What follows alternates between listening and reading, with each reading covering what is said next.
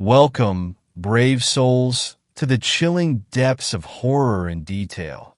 Today we are going to share Wendigo and cryptids encounter horror stories. First story. Not sure if it was a Wendigo, but something odd happened. When I was 8 years old, both of my parents worked full-time.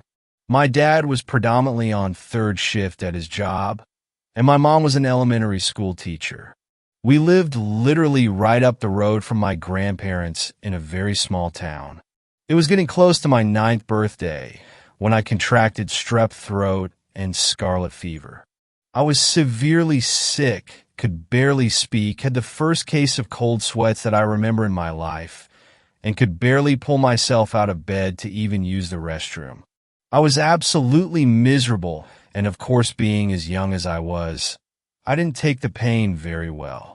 My poor mother was at a loss of what to do with her working, and my dad needing to use daylight hours to sleep.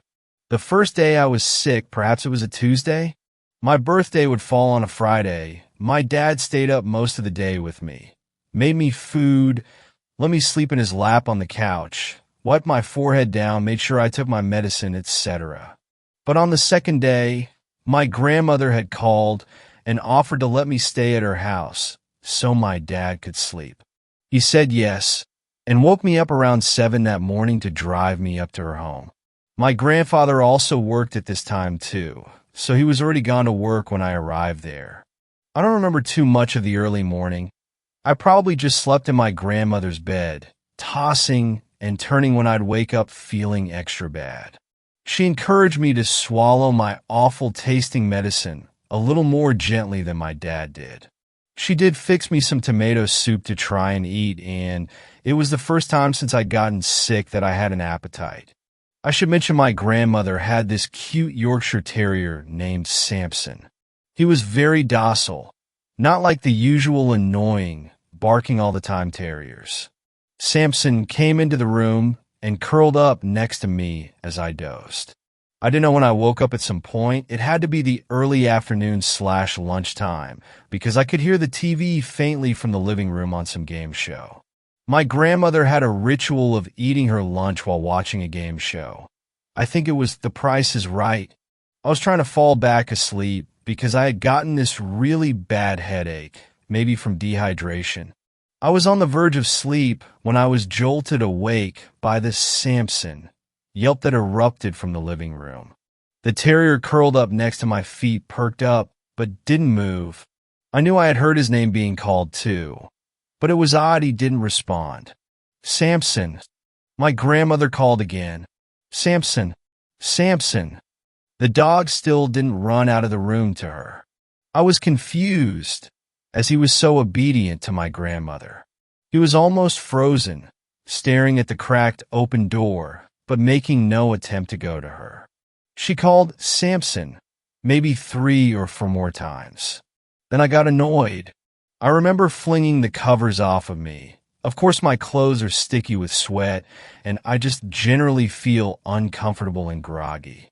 I stumble out of the room, wiping my eyes, asking Grandma, "Do you need Samson?" "He's in your room with me. I'm in the living room, and I have to do a double take." The TV is still on and blaring. There's a bowl of soup sitting on the coffee table and an open Pepsi next to it. But my grandmother isn't anywhere in the room. Maybe she's in the bathroom? I crossed the room and went past the kitchen, empty too. I got to the bathroom door, which was shut, and knocked. Nothing. I then opened it. No one was in there. The house is empty. It's not a huge house either. I've covered all of the rooms. So yes, my first reaction was to get scared. I could clearly hear my grandmother calling for the dog, but she's not anywhere inside. I could feel my hands and feet get all tingly. I start shouting for my grandma, but my voice is just echoing through the small, cramped home.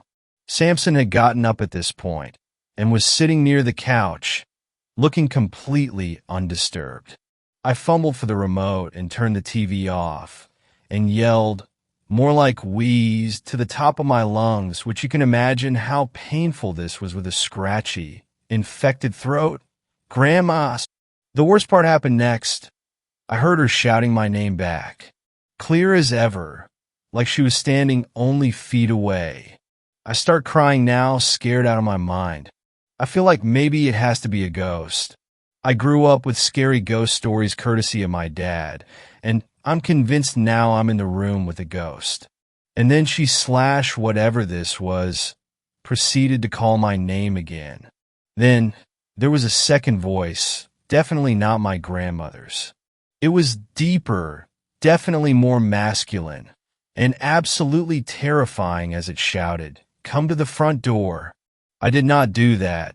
Instead, I made sure to run back to my grandparents' bedroom, lock the door, and pick up the telephone on their nightstand. I called my own home phone, and my dad's sleepy voice answered. Through a barely comprehensible voice, I managed to croak something like, "Daddy, there's someone in the house, and I can't find Grandma. She's gone."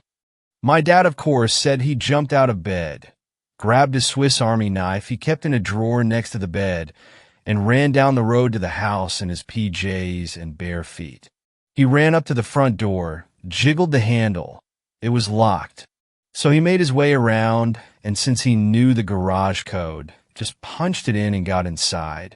A quick sweep of the 3 rooms of the home showed no one was in there. It's not like there was really anywhere to hide. I ran out of the room once I was sure he was there and began bawling in his arms. He kept reassuring me there was no one here, and then asked if I didn't know where Grandma possibly was. I said I hadn't, and explained I'd woken up to her calling for Samson, but she hadn't been anywhere there. This was back when cell phones were definitely around, but there were no iPhones, and my grandparents certainly wouldn't have been buying them anyway. My dad had one, but not on him at the time. I could tell he was trying to keep calm. So he just said we would need to go back to our house. I was sure he was probably going to call the police at that point just because my grandma still hadn't popped up and her car had been in the garage when he got in. If she'd left, she'd gone on foot. We hadn't even made 2 steps out of the driveway when from my grandma's neighbor's house, my grandma was strolling out, chatting to the neighbor. She saw my dad and then me, crying my eyes out, and immediately ran over to see what was wrong. She was super apologetic. She said she'd stepped out right when she'd heated up her soup to go see her neighbor, who'd called about looking at something my grandma was going to buy. My grandma had figured I was asleep, and she'd only be gone for 10 or 15 minutes. At first, people may have assumed I was feverish, therefore delusional, but I still stand by what happened. I know for a fact I was definitely alone in the house, save for Samson, but the voices I heard were real. For a while I was hesitant to go back to my grandma's house, because this happened in the middle of the day. I later read stories at school about Wendigos, or creatures that would disguise their voices to lure people. This was the closest explanation I could ever form about what I heard. I never shared to anyone that I thought it was for sure a Wendigo, and chalked it up to maybe just a ghost. I'm close to my 20s now. Last year was the first time I shared this story fully to my grandpa, who used to just say the fever must have made me have bad dreams. We were sitting on the front porch of the house, smoking cigarettes and exchanging anecdotes. When I finished telling him, for the first time, he looked sort of disturbed about it. He finally put his cigarette out and just stared out into the road. Then he cleared his throat and looked over at me. "You know," he said slowly, "some funny things used to happen around that time. In the middle of the night, I'd wake up to take a piss or something. When I'd first sit up in the bed, I could hear your grandma sleeping away, snoring." He chuckled, but his face grew serious again. "Anyways, I'd always hear her calling for the dog. I tried to remain looking calm, but my voice still shook when I asked him, even when she was sleeping? Sleep talking?" "No." He shook his head. "I heard her calling from outside, maybe the living room. I don't know, honey. She'd call for the dog. She'd call my name. All while she was really sleeping next to me, sleeping like a baby. Have you ever told anyone?" No, I don't want to scare her. She's real scared of ideas like ghosts and stuff. That's why when you were younger and that thing happened, I told her just to remember you'd been sick, fever and all. Probably having nightmares. He looked gravely at me. Don't repeat this to her, please, honey. She's really not the type to be scaring. Of course, I wanted to cry. I had this itchy, creepy feeling suddenly about being at the house. Grandpa, do you still hear it sometimes? Oh, yes. He was now reaching into his breast pocket to get out another cigarette. Every night, but you just gotta remember not to do what it says. Even the dog figured it out. If it says to come to the door, you stay away from the door. If it says, I don't know, come here, you just stay still in the room until it quits calling. With that, he asked to borrow my lighter again. Second story. A real Wisconsin winter. Jeff was a good roommate in college.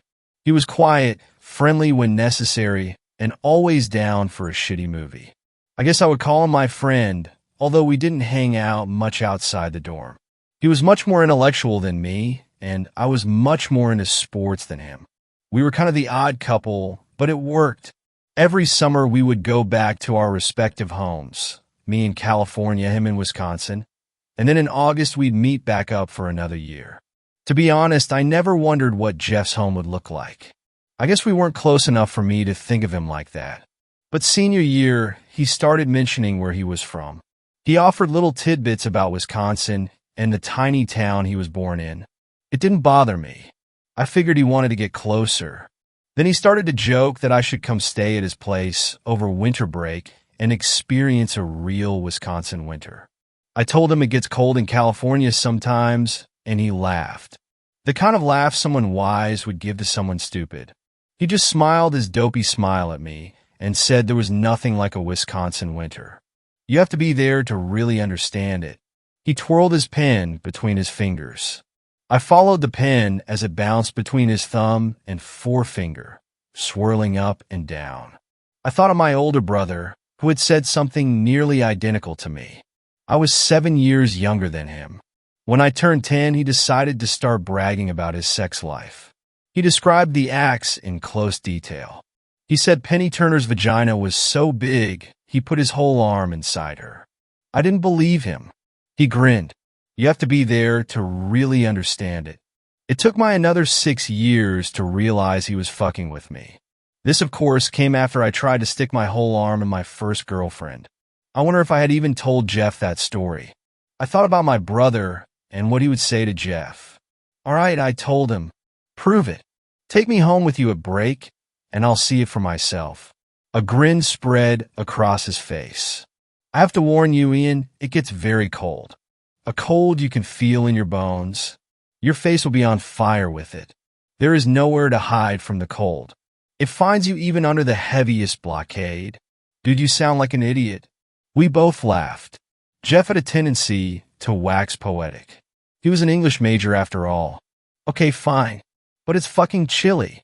You'll have to buy a better coat. Maybe snow boots. We aren't going to the North Pole, are we? No, but we might as well. He placed the pen down and tossed the hair out of his face.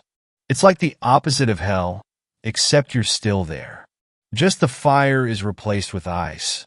Good thing I have some extra blubber, I said as I patted my stomach. He rolled his eyes and turned back to his computer. I swung up to my bunk and stared at the ceiling. Being cold as hell wasn't the worst way to spend winter break. Or so I thought. 10 hours into our road trip, and I was ready to be in an actual building. We were driving Jeff's Honda, and although it was immaculate, comfort was not its strong suit.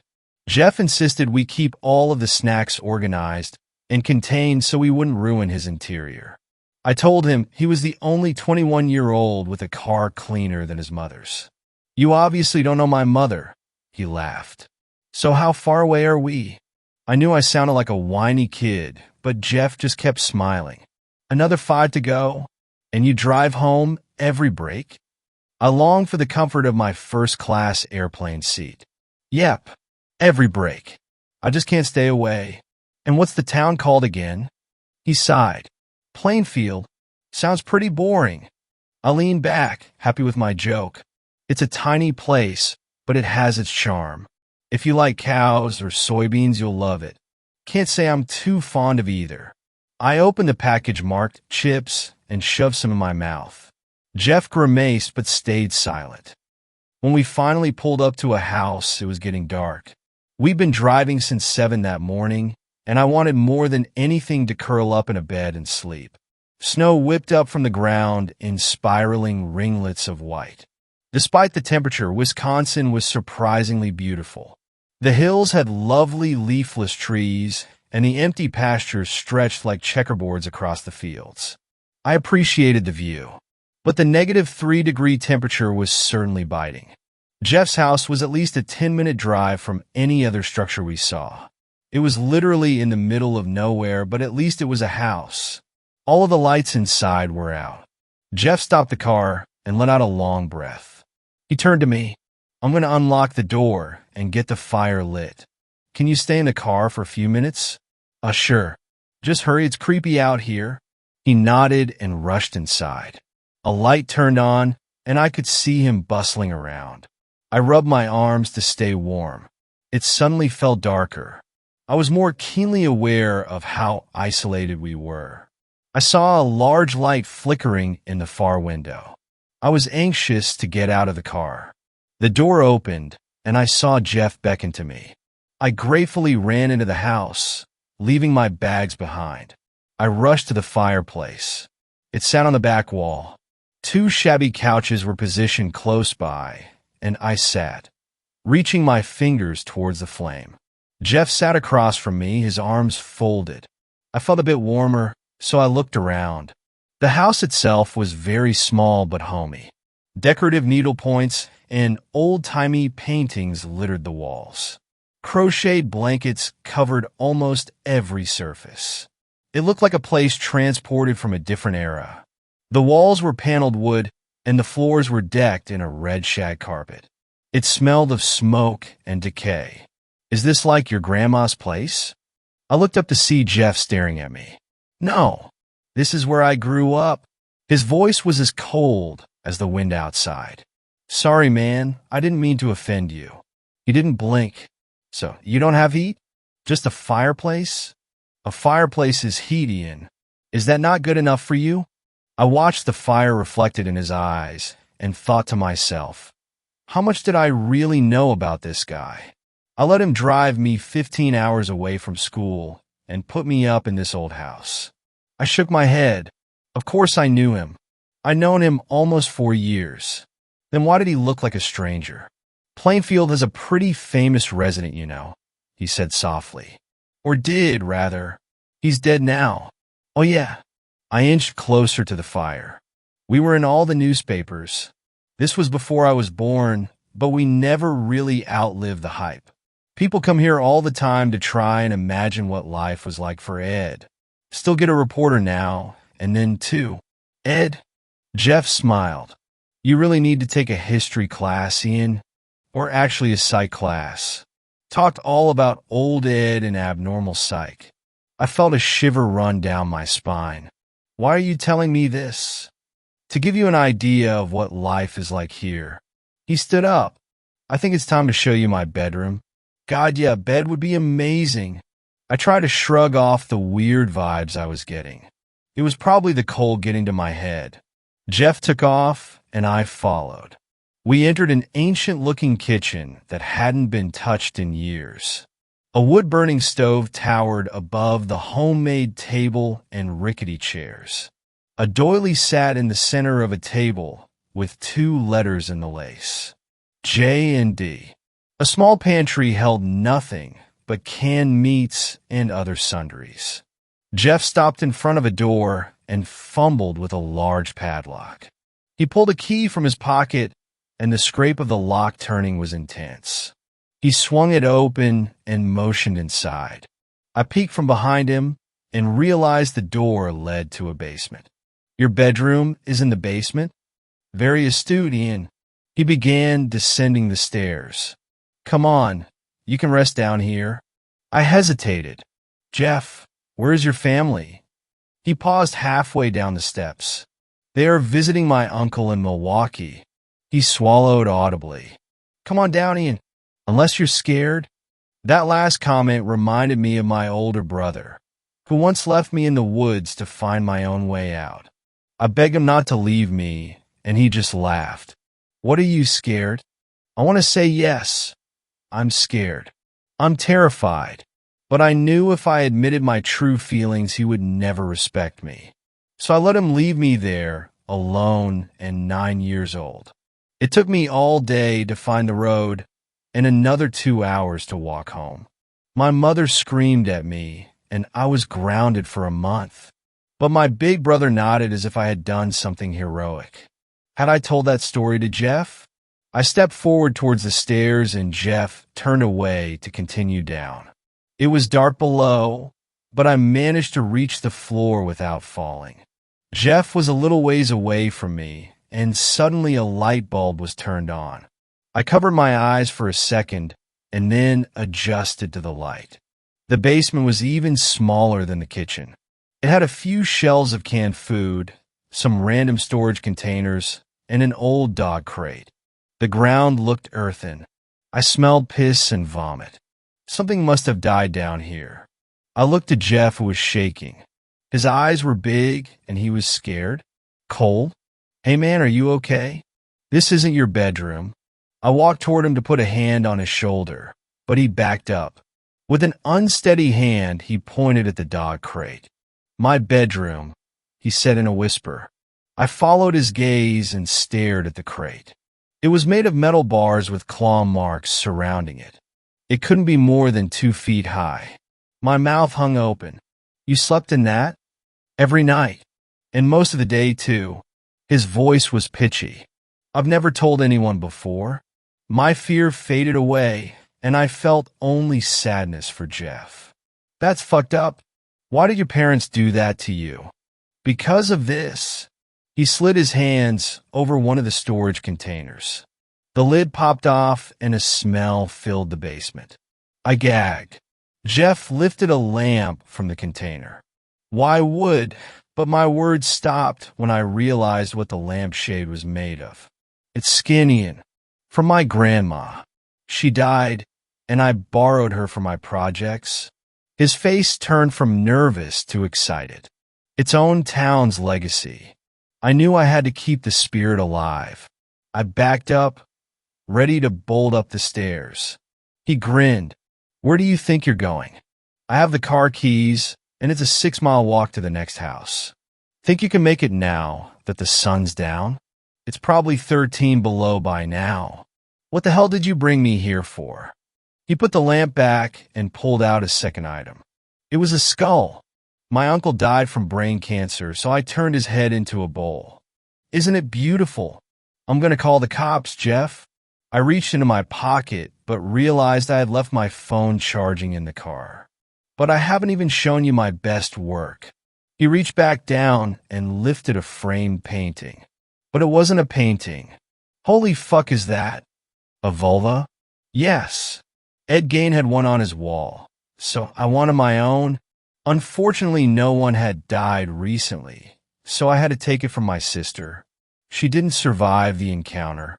He stared at it lovingly. This is the one that got me locked in the crate. My mother didn't like my projects. She wanted everything to be pristine, easy, organized. He laughed softly. I didn't fit into the box she wanted me to, so she locked me down here. Made me sleep in my own shit. My father would sneak me scraps of food, but I once went a whole year without speaking to anyone. Can you imagine that, Ian? A year in a tiny cage, eating chicken bones and cockroaches. No one to even scream at. He stroked the frame. But my father felt sorry for me. He read about psychology and thought I needed help. And I did, I'll admit that. Jeff, please. I just want to stay safe. I tried to become as big and strong as I could, but Jeff was unfazed. He let me out. He told me he would take me away from here, somewhere where I could find my sanity. He sighed, but I didn't want to leave, at least not without some trophies. He put the frame down and motioned to a box near me. "Open it, Ian." No, I wanted to cry. "Do it or I'll kill you." He cocked his head. This was not the same man who watched Die Hard with me in our dorm room. This was someone different, someone demonic. "I am stronger than you," I shot back. "You can't hurt me." He looked at me with disappointment. Slowly, he pulled a revolver from his jacket. "I've had it the whole time. I could have killed you so many times. I won't lie, I've thought about it. But you were the first person to treat me like a human since my father. You talked to me, laughed with me. I thought I could trust you." He locked eyes with me. "Now open the fucking box." Shivering, I bent down and lifted the lid of the box. Tears started flowing down my cheeks despite my stubbornness. "Now lift it up." His tone was joyful. Sniffling, I reached into the box and lifted the thing inside. It was a large slab of skin, dried and sewn together. When I held it up, I could see it was shaped like some sort of dress. 2 sets of genitals were sewn onto it, male and female. The top still had chest hair. I didn't want to touch it, but I didn't know how to escape. "That's me, Ian. It's a self-portrait. Can you see the beauty of it? It's my mother and father mixed together. Just like me." He walked towards me, and it took everything in my power to not collapse. "This is why I brought you here. I want you to know me. I don't know you, Jeff. Let's just get out of here and go get something to eat." I calmed my voice and took deep breaths. "No," he screamed, making me almost drop the horror I was holding. "You will put this on and know me, or I'll kill you." He took the thing from me lovingly. "Put your arms up." Grimacing, I did as I was told, my eyes shut as tight as they could be. He started pulling the thing over my head, and I smelled the putrid scent of death. It was tight on me, but Jeff managed to slip it down so it covered my hips. "Open your eyes," he commanded. I did slowly, not looking down. Jeff was standing before me amazed, tears welling up. "I always wanted a brother," he said quietly. "And now I have one. You're beautiful." I wanted to throw up. I wanted to run. I wanted to end this parade of horror. "Jeff, can I go now?" "1 second. He smiled as he climbed the stairs, watching me the whole time. From the top of the stairs, he held out the gun and pointed it at me. I saw my whole life before me. My mother, who raised 2 boys without help. My brother, who I had only just realized tormented me throughout my childhood. My friends, who would never know how much I loved them. My future, which was shrinking with every second. Jeff pulled the trigger. The gun clicked. Nothing happened. He pulled out the barrel and tipped it over, showing there were no bullets inside. "I'm not a monster, Ian." He then shut the door, and I was alone. Jeff never showed back up to school. I lived alone for my final semester of college. The school changed the locks, and the campus police were on the lookout for him. But I knew he would never come back. His time with me was done. Everyone asked me what happened. How did I escape? The truth is I didn't. Not really. Sure, the cops showed up 30 minutes after Jeff locked me down there.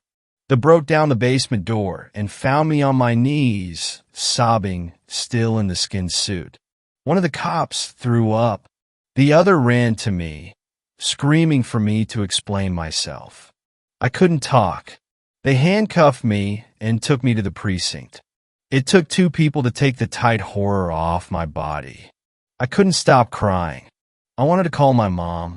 I wanted to go back to when I wasn't Jeff's brother. I was cleared of any wrongdoing. They collected all of Jeff's projects and condemned the house. My mother flew out to Wisconsin to take me home. Reporters flooded our return, yelling questions at me like a criminal. When if they ever caught Jeff, I would have to fly back and testify at the trial. Secretly, I hoped they would never catch him. I never wanted to see that man again. So I suppose I escaped that basement, but in a truer way, I am still there, wearing his parents. Jeff warned me. He said it would be hell. He said I couldn't escape a real Wisconsin winter. He was right. Third story. The Wendigo. It all started when myself and a group of 3 friends wanted to make a Bollywood movie about the Wendigo. After spending 2 weeks of researching the Wendigo and what they looked like, I found the Wendigo of Fort Kent.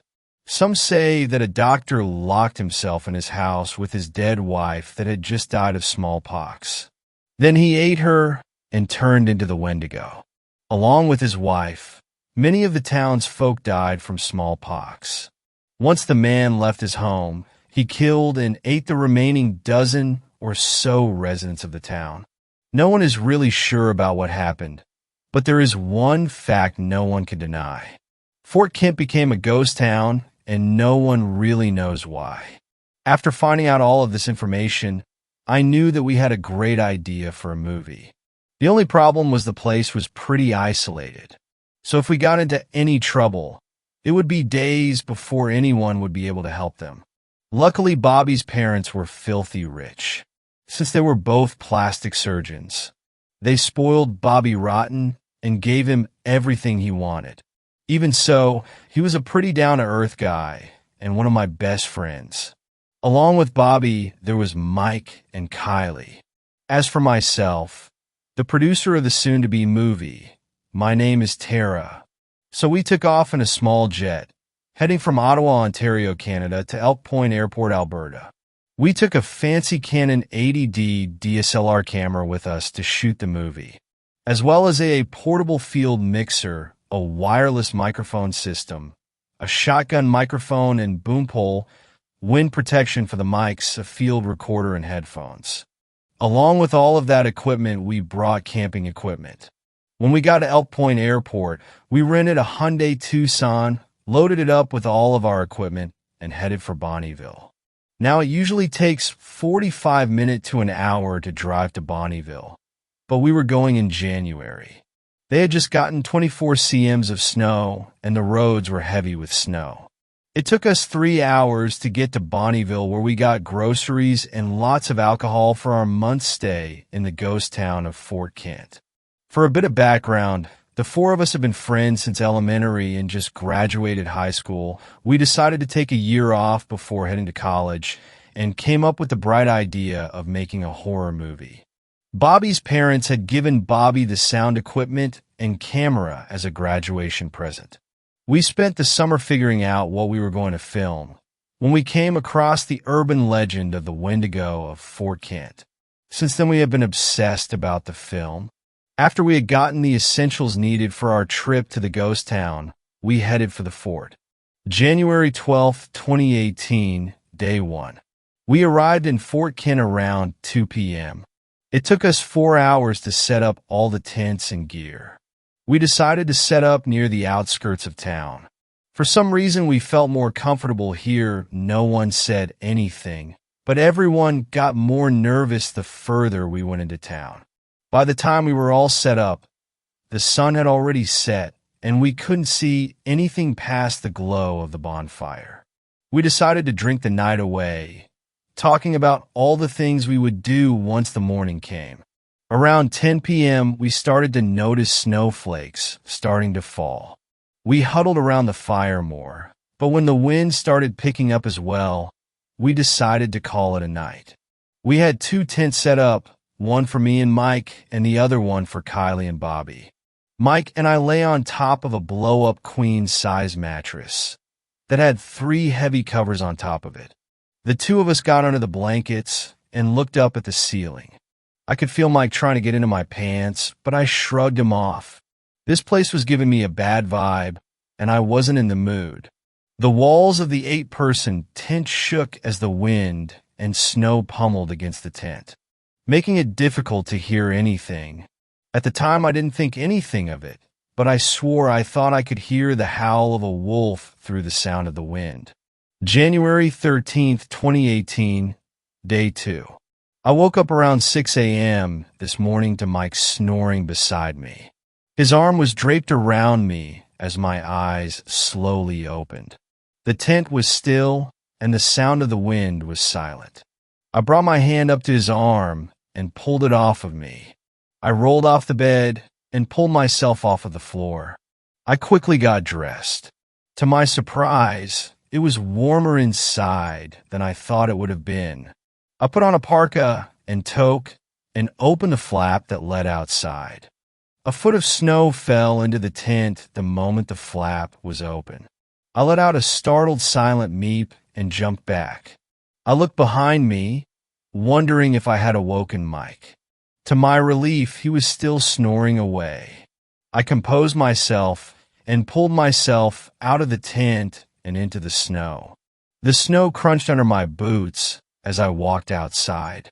I stood at 5'8" and had the snow reach up to my knees, so overnight we had gotten a fair amount of snow.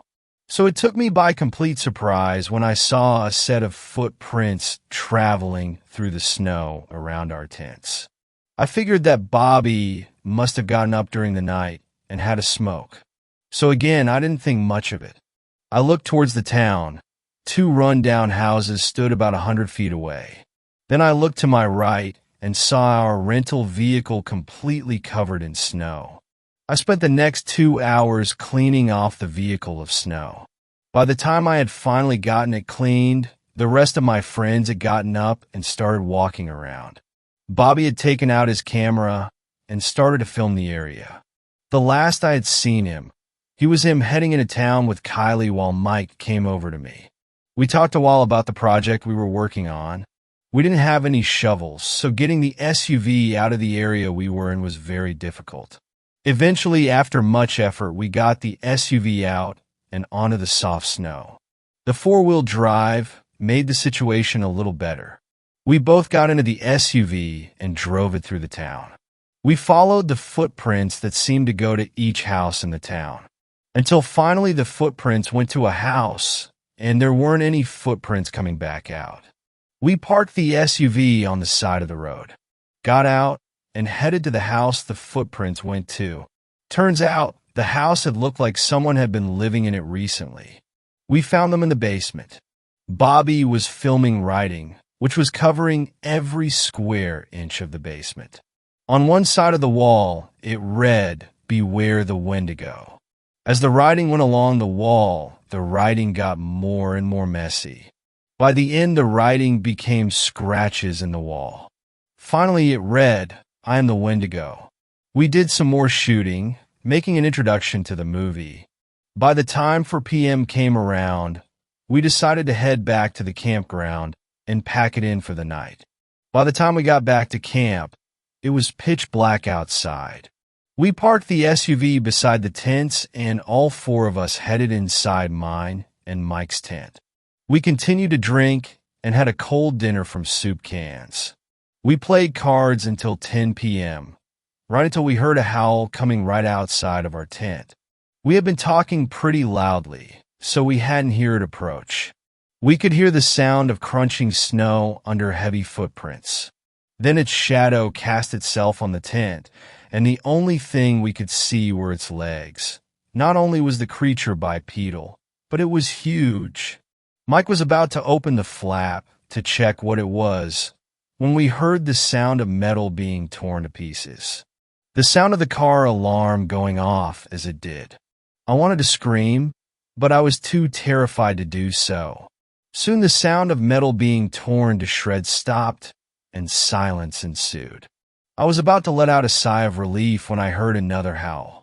Then the sound of the other tent being torn to shreds could be heard. After another 5 minutes, the sound faded, and we could hear the creature walking away from our tents. We waited until midnight to get out of our tent and see the damage. The car and tent were destroyed. We had left most of our food in the car, and from what we could see, there was no food left.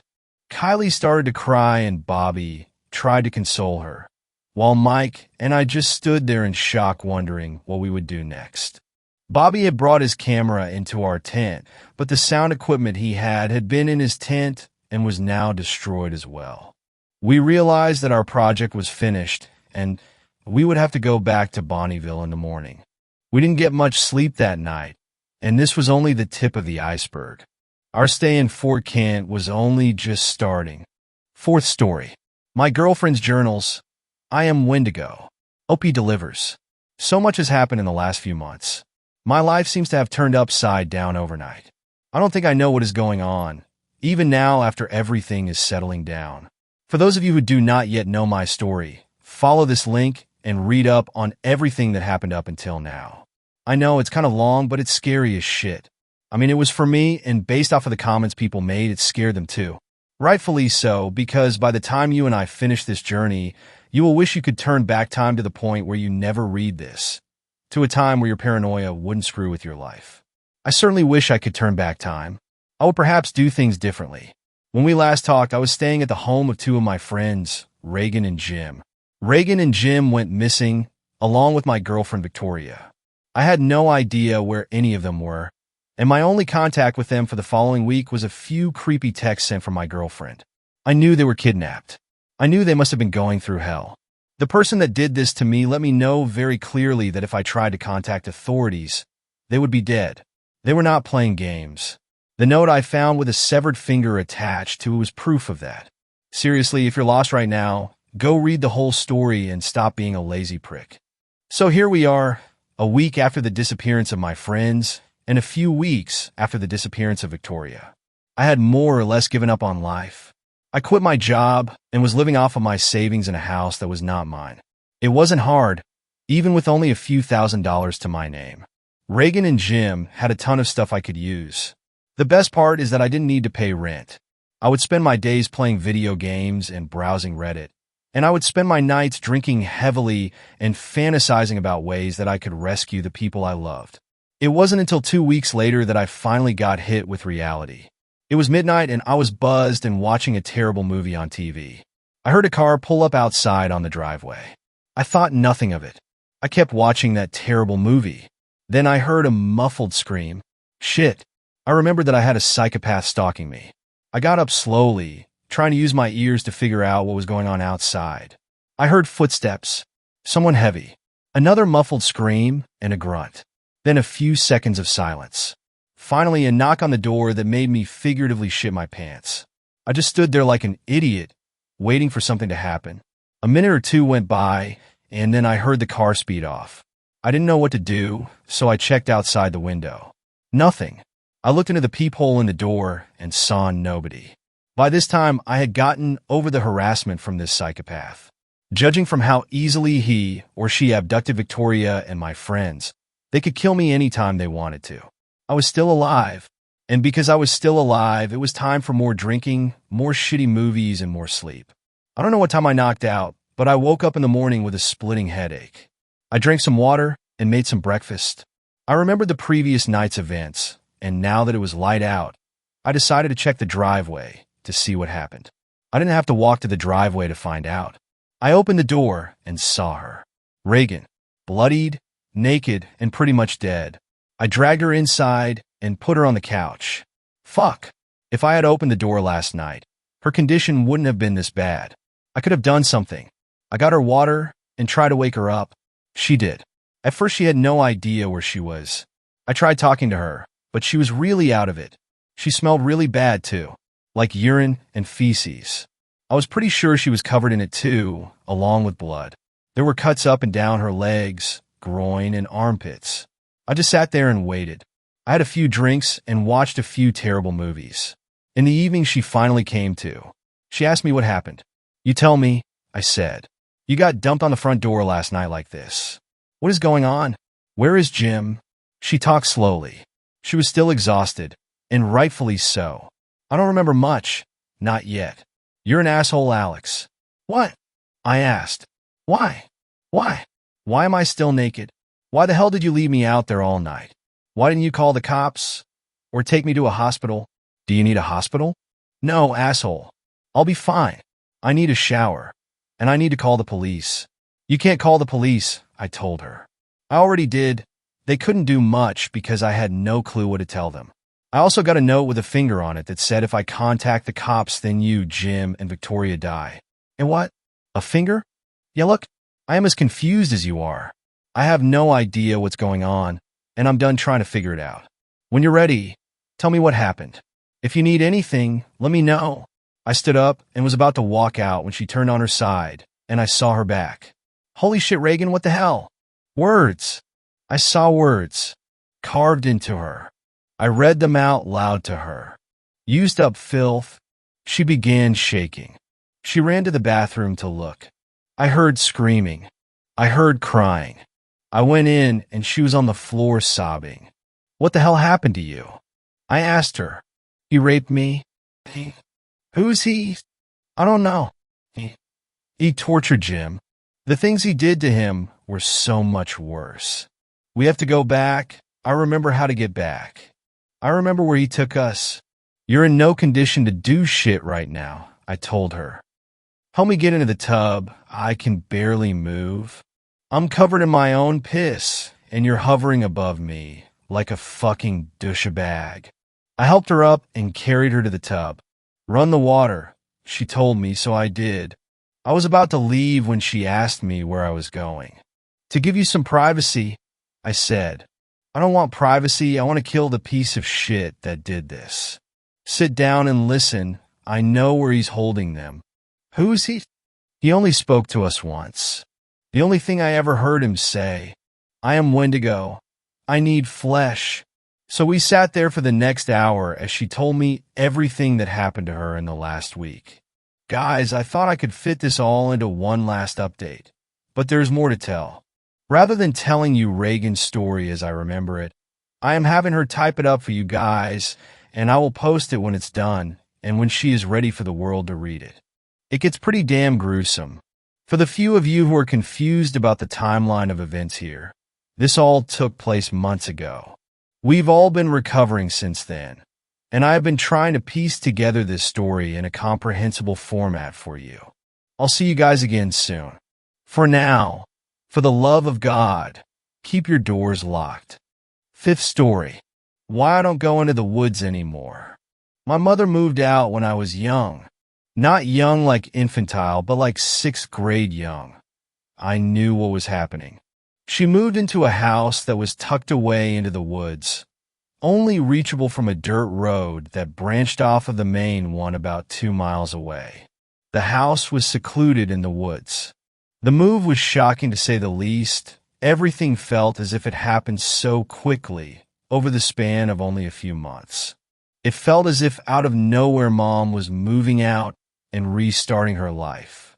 Only now, 8 years later, do I realize how tough that must have been on her, and I regret being the little asshole I was at the time. But going back, the move was a real shock. It took getting used to sleeping in a new house in another bed without my dad. Luckily, though, I visited each parent often, splitting the week 50-50 with each parent. I made friends with a pair of brothers who lived at the end of the dirt road that I was situated on.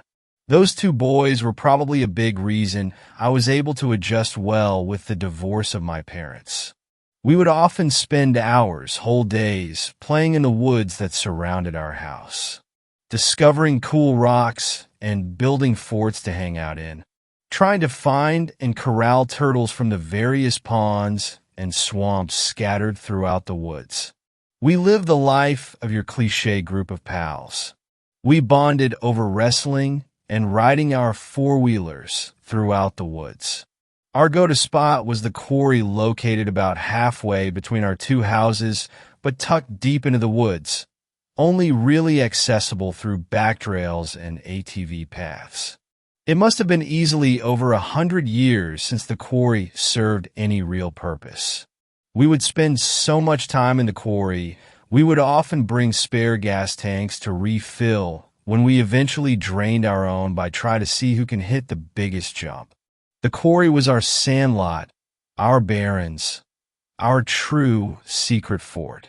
I was playing outside on a Friday evening. It was maybe about late September or early October. The sun was still high in the sky when I got back from school, and I wanted to make the most of it. My friends went to a different school district. Based off of where my mother lived at the time, I should have been going to their school as well. But since my father still lived in my previous school district, it just made it easier for me to attend the same school that I've been attending. Because of this, my friends didn't get home until about an hour and a half later than I did. Because of my forced solitude while waiting for my friends to show up, I was left to my own devices. Whenever this happened, it usually resulted in me wandering through the woods directly behind my house looking for cool deer bones, or trying to start a fire in the backyard with the limited knowledge that I knew from binge watching various survival shows. Today simply became one of the days where I wandered through the woods, waving a big stick around as if it were a machete. After what felt like maybe 15 minutes at the most, I had stumbled my way to one of the points of interest that me and the boys would often visit. The abandoned mobile home was a cool spot due to the mystique surrounding it. Every visit to the trailer resulted in at least a handful of ridiculous conspiracy theories about the origins of the people inside, how the trailer even got into its location in the woods in the first place, because there was really no road up to it. However, as I began to walk around the back of the mobile home, something was different from the previous visits. The door to the trailer was open. Being the little kid that I was curious about everything. When I should have went back home and waited for my friends to return in order to relay my findings, I instead went in alone. Peering through the doorway, the dirty inside to what was the beginning of so many conversations began to finally reveal itself to me. You entered yourself into the kitchen area, covered in dirt and grime, leaves and various piles of raccoon droppings. The kitchen still resembled something you'd find if occupied. What lay in the sink was a single set of dining ware. One fork, one spoon, one plate, etc. To your right, after passing through the doorway, was the living room, or the saddest possible excuse for one I have ever seen. A ragged, stained couch sat facing out across a window, which took up nearly the entire wall. A single nightstand lay next to it, and that was all. When I walked through to the bedroom, the breath was punched out of me. Tied to the bed frame was what only slightly resembled the deer, which I believe it once was. The large, half-what skinned deer lay on the bed, contorted into something so inhumane, it would be imprinted on the insides of my eyes even up to now. The deer's contents lay spread out over the carcass and left sprawling onto the floor, already stained a dark crimson from previous instances. The head of the deer was tore off at the base. It hung on the wall above the bed, its black eyes staring into my soul. The wall was painted with smeared blood trails and claw marks cutting deep into the wall. I stood frozen. I tried to scream. I tried to make some noise at least, but I just stood, locked in a gaze with the black void staring back at me from the wall. I couldn't move no matter how hard I tried. I tried to run, but could only shake as the deafening quiet of the forest surrounded me. A shriek like none other echoed throughout the woods. The sound of everything I had ever feared finally manifested itself. The hair on the back of my neck stood straight up. Whatever banshee in the woods made that horrible sound shook me out of the state that I was in. I rushed to the door. Getting home was the only thing that mattered. Home was safe. Mom would be there, and she'd know what to do, and I'd be all right. I passed through the doorway, but on the first step down I sensed something. Something had possessed me to stop and look. What I saw was indescribable. Not of this realm. Not real. About 500 feet into the trees, stood hunched over and leaning from a tree was nothing I had ever seen. The creature was merely a silhouette, not black in color, but merely void of all light. It was the shape of a man. The limbs were all bent at unnatural angles and irregularly long. The face of the creature was what still haunts me today. It was merely flat, empty of all features, except for a large, gaping mouth. The creature's neck twitched with seemingly uncontrolled spasms, shaking its head violently, the actions which would snap the neck of any man. I watched as the monster's mouth stretched wide and let out another shriek, the snapping of the creature's neck whipping the shriek in all directions. It lunged forward, sprinting at me as it convulsed. Everything in my being told me to run away, to move, to do something, but again I froze. I gasped. A deep, violent inhale kick-started my body. I turned and I ran as fast as I possibly could. Tree after tree passed me. The sound of the beast roared behind me. I could feel its hot breath on the back of my neck, but it never reached me. It was toying with me. It wanted to play with its food. It wanted me alive on that bed, just as the deer had been before it had its entrails ripped from it. I ran as fast as I possibly could. My feet couldn't keep up. In an instant, my foot had hit a log buried underneath a pile of leaves, and I hit the ground. I looked up, and in a blurred vision, I saw it. The monster stood over me, shaking maniacally as it screamed. The only thing I could do was turn my head, to hopefully see nothing as I faded to black. I began to close my eyes out of fear when I saw two helmets ride towards me. I turned my head back towards the monster, and it was gone. It had disappeared, no trace of whatever that thing was that had almost killed me. I lied in the leaves, paralyzed from what had just occurred, the fear still weighing heavy in my mind. My friends gave me a ride back to my house. When I had tripped over the log that was hidden in the leaves, I had twisted my ankle and wasn't able to walk on it.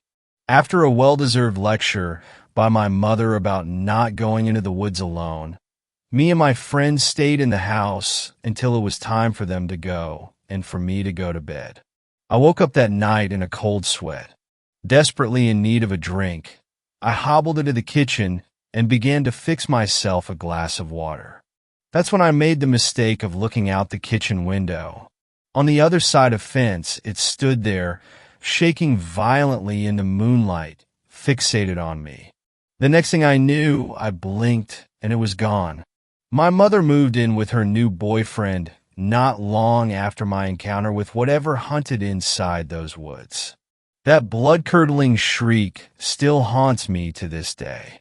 I've moved to the city now in the hopes that whatever that thing was can never reach me here. And I pray that no one ever has to hear the scream. Thanks a lot for watching the video till the end. Subscribe to our channel Horror in Detail. Drop your opinions/suggestions in the comment section. And like the video as it helps with the YouTube algorithm.